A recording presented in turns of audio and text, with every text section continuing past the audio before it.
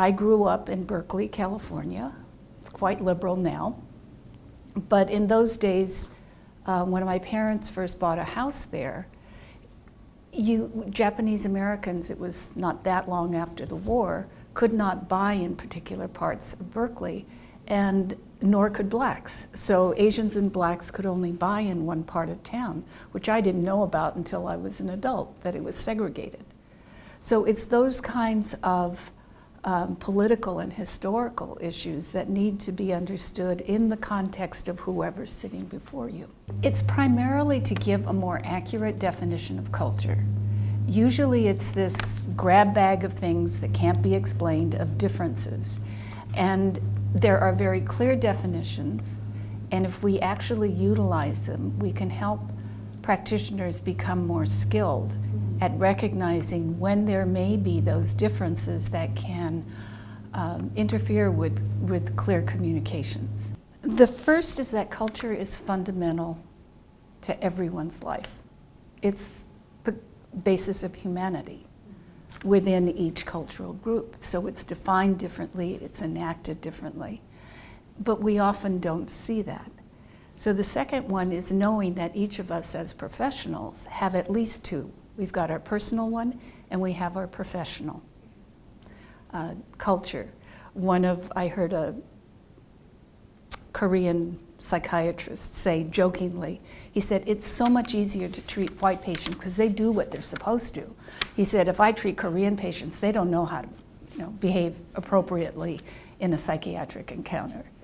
He said it jokingly, but knowing that there are cultural differences in how you talk about really personal issues, or whether you talk about them. And the third one is learning how to talk less and listen more. And we often don't do that in our society. We're expected to be able to, in essence, debate an issue versus creating a dialogue so that you get to know the other person. I think the essential piece is how each professional can learn to be a guide on this journey.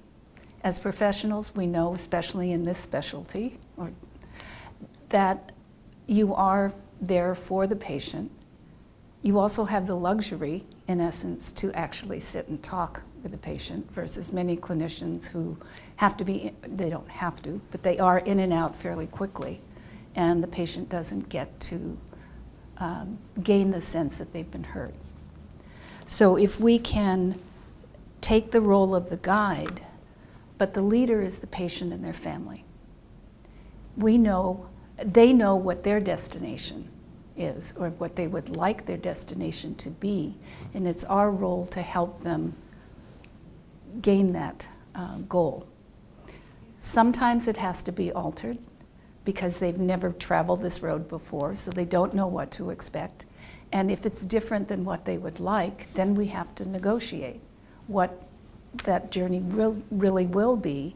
And then it often changes. We often change our goals depending on the circumstances.